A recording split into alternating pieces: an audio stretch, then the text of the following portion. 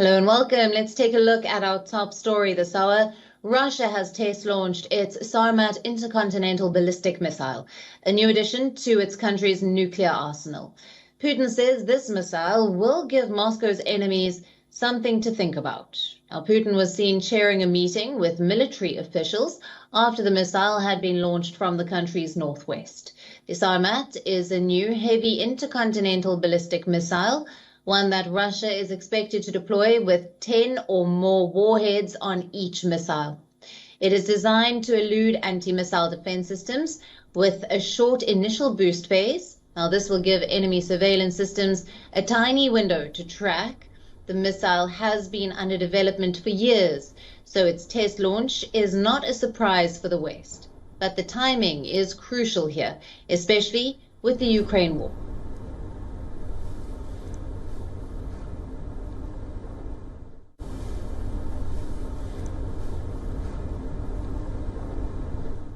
Успешным пуском межконтинентальной баллистической ракеты «Сармат». This truly unique weapon will strengthen the combat potential of our armed forces, reliably ensure Russia's security from external threats, and provide food for thought for those who, in the heat of frenzied aggressive rhetoric, try to threaten our country.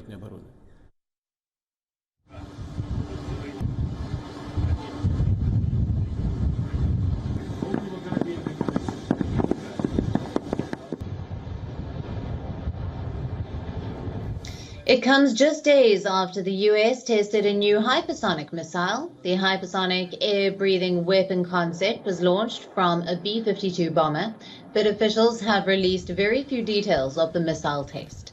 Meanwhile, the US, the UK and Australia have vowed to cooperate on hypersonic weapons. The AUKUS will begin collaborating on hypersonic missile and strike capacity as Russia and China advance rapidly in the cutting-edge technology. But what are hypersonic weapons and why are they becoming more and more crucial? Our next report brings you the details. Considered the next generation of weapons, these missiles are characterized by their ability to travel at speeds of more than Mach 5, or 5 times the speed of sound. There are two types, the hypersonic cruise missile and the hypersonic glider.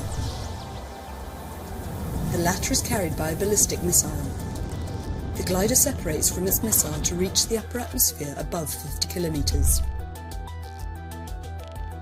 Then it hovers at hypersonic speed towards its target along an unpredictable trajectory.